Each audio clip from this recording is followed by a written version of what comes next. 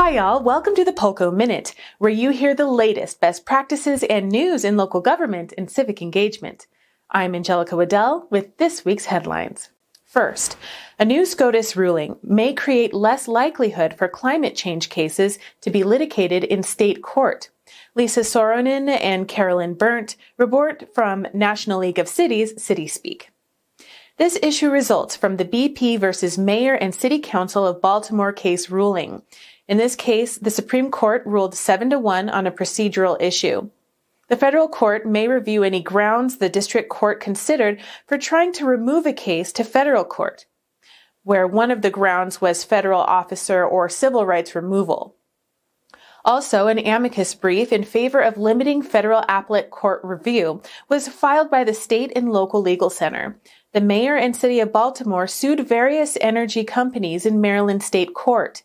They did so on the grounds that these companies promoted fossil fuels while allegedly concealing their environmental impacts.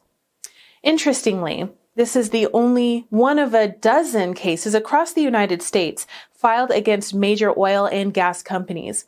Moreover, in the solo dissent of Justice Sotomayor, she discussed the problem of gamesmanship. This was one of the arguments in the SLLC amicus brief for rejecting broad appellate court review in the case. As a next step, this case will head back to the Fourth Circuit Court for review. Next, civic thought leader Mark Funkhauser shares some insights on gender, race, and power in American local government. In an article that he wrote for Polco, he recalls meeting Tanisha Briley and being very impressed with her strong leadership abilities and achievements. As a matter of fact, he had nominated her for a fellowship in the National Academy of Public Administration.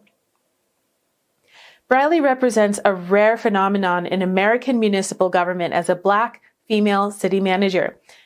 In fact, Funkhauser writes, only about 14% of all U.S. city managers are women, and only a very few of those women are Black. Funkhauser says this shows how institutional racism in the U.S. is once again laid bare. He says that one way to reduce institutional racism and sexism is to change the actual institutions themselves.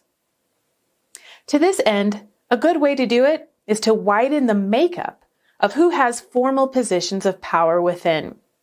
National League of Cities, NLC, has also created a race, equity, and leadership initiative which serves to eliminate racial disparities and heal divisions.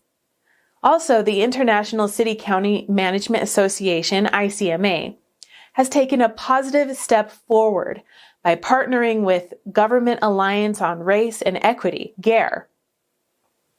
Even though NLC and ICMA have made a lot of progress, Funkhauser believes there is more that can be done.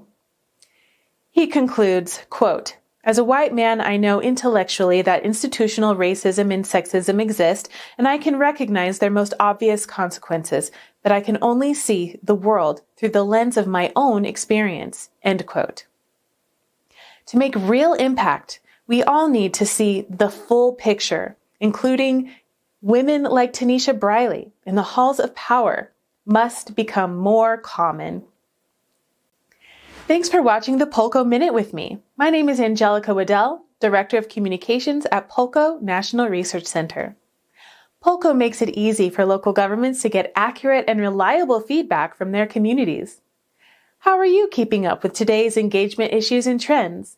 Join a panel discussion with other local government leaders and us nationwide.